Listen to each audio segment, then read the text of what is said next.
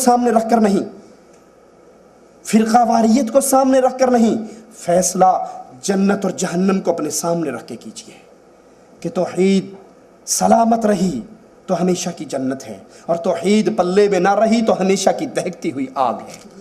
اللہ کے پاس مفاتیح الغیب، غیب کی چابیاں لا یعلمها الا ہو، اللہ کے اس غیب کو اللہ کے علاوہ کوئی نہیں جانتا۔ وَيَعْلَمُ مَا فِي الْبَرِّ وَالْبَحْرِ، بر میں کیا ہے، خشکی میں کیا ہے، تری میں کیا ہے، اللہ جانتا ہے۔ وَمَا تَسْقُطُ مِنْ وَرَقَةٍ إِلَّا يَعْلَمُهَا، کوئی درخت سے پتا گرتا ہے، گرنے سے پہلے اللہ کے علم میں۔ آپ کے گھر میں ایک درخت ہے، آپ کے گھر میں ایک درخت ہے، آپ سارا دن، سارا مہینہ، سارا ٹبر مل کے کوشش کرتے رہو، اس درخت کے پتوں کو گن سکتے؟ اور کائنات میں جتنے درخت ہیں ان درختوں پہ پیدا ہونے والے پتوں کا علم اللہ کو ہے، ان کا پتا بعد میں گرتا ہے، اللہ کو علم پہلے ہوتا ہے۔ قرآن کہتا ہے وَمَا تَسْقُطُ مِنْ وَرَقَةٍ، کوئی پتا درخت سے نہیں گرتا، إِلَّا يَعْلَمُهَا، سوائے اس کے کہ اللہ کے علم میں ہے۔ وَلَا حَبَّةٍ فِي ظُلُمَاتِ الْأَرْضِ وَلَا رَطْبٍ وَلَا يَابِسٍ إِلَّا فِي كِتَابٍ مُبِينٍ، اور جو کچھ خشکی میں، دریاؤں میں، وہ اللہ جانتا ہے، پتہ نہیں گرتا، اللہ کے علم میں ہوتا ہے، اور کوئی دانہ زمین کے تاریک حصوں میں تم ڈالتے ہو اس میں وہ نہیں پڑتا، اور نہ کوئی تر اور نہ کوئی خشک چیز گرتی ہے مگر یہ سب کچھ کتاب مبین میں ہے۔ قرآن کی یہ آیت اپنے سامنے رکھیے، اور حضرت حکیم الامت اشرف علی تھانوی صاحب کی پیش کردہ عقائد کو سنیے۔ یہ ہمارے ہاتھ کے اندر ارواح ثلاثہ، رائٹر ہیں حکیم الامت اشرف علی تھانوی، ناشر ہے مکتبہ رحمانیہ، اقرا سینٹر، غزنی اسٹریٹ، اردو بازار، لاہور، اور اس کتاب کا صفحہ نمبر 51 ہے۔ 51 کے اوپر وہ اس عقیدے کو جو علم غیب کا عقیدہ ہے، اور اس سے پہلے یہ امداد المشتاق صفحہ اس کا 76 ہے، یہاں پر وہ اپنا عقیدہ بیان کرتے ہیں۔ سنیے، کہتے ہیں کہ لوگ کہتے ہیں علم غیب انبیاء اولیاء کو نہیں ہوتا۔ 76 امداد المشتاق، فرمایا لوگ کہتے ہیں کہ علم غیب انبیاء اولیاء کو نہیں ہوتا۔ کیوں جی؟ یہ لوگ کہتے ہیں یا قرآن کہتا ہے؟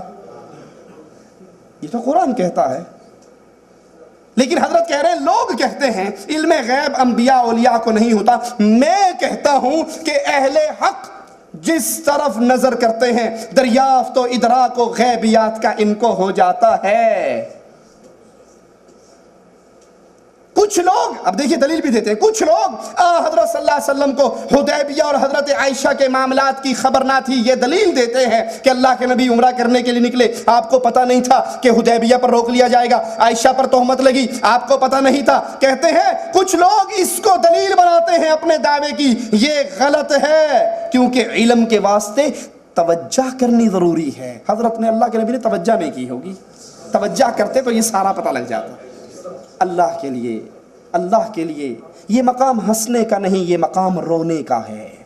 یہ علم غیب اللہ کی صفت ہے جس کو اشرف علی تھانوی صاحب بڑے احترام کے ساتھ، لیکن سارا احترام اللہ کے لیے، اس کے رسول اللہ کے لیے، جو ان کے نقش قدم پر چلے گا ان کے لیے، جس کی بات اللہ رسول سے ٹکرا جائے گی احترام کی چادریں تار تار ہو جائیں گی۔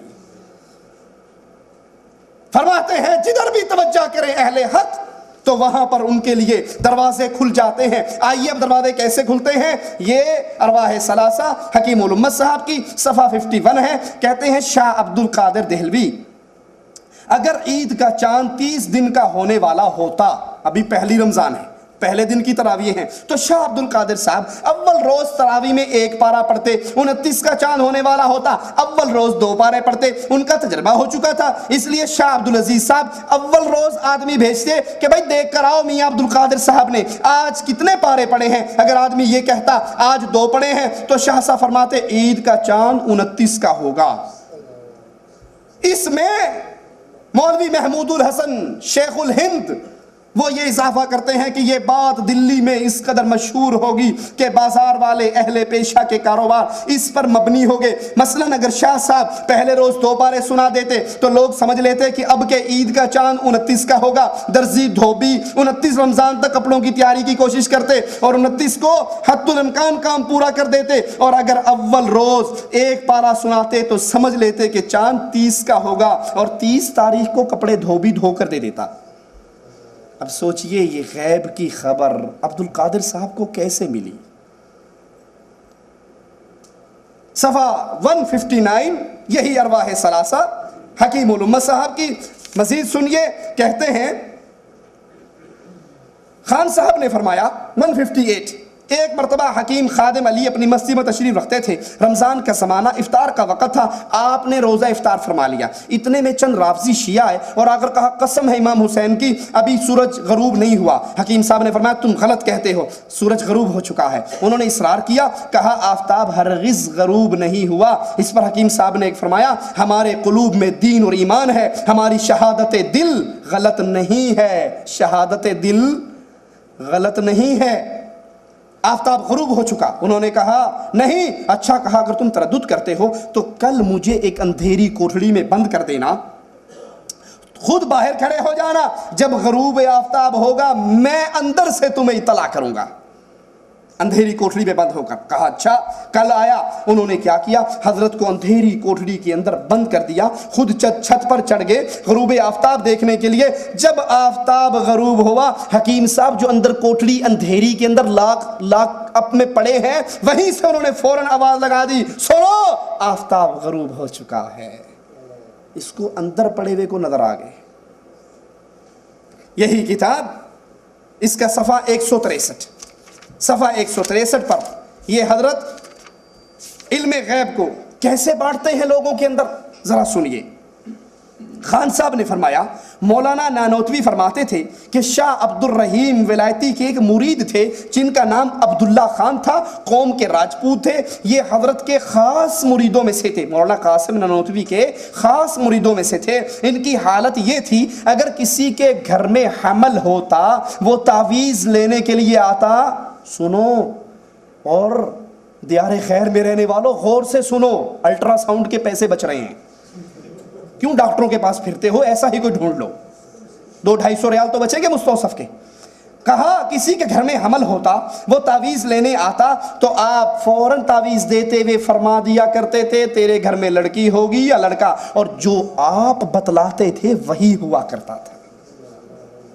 قرآن کیا کہتا ہے ما فی الارحام، ماں کے پیٹ میں جو کچھ ہے اس کا علم کس کو ہے؟